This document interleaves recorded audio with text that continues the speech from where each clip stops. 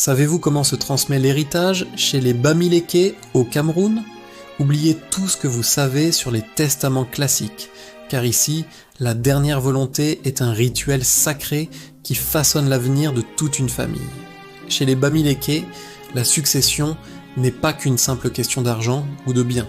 C'est avant tout la transmission d'un héritage spirituel, d'un rôle social et de la responsabilité de maintenir l'harmonie familiale.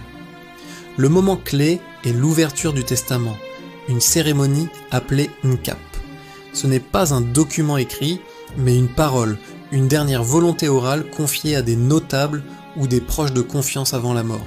Le jour du Nkap, la famille se réunit. La tension est palpable.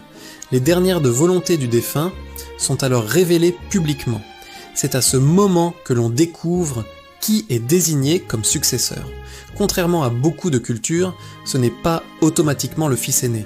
Le défunt choisit celui qu'il estime le plus digne, le plus sage, capable de gérer le patrimoine et surtout de prendre soin de la famille, y compris des veuves et des autres enfants. Ce successeur, qu'on appelle souvent Nkembi, hérite non seulement des biens, mais aussi des dettes, des responsabilités et du devoir de préserver l'honneur du nom familial. Il devient le nouveau chef de famille.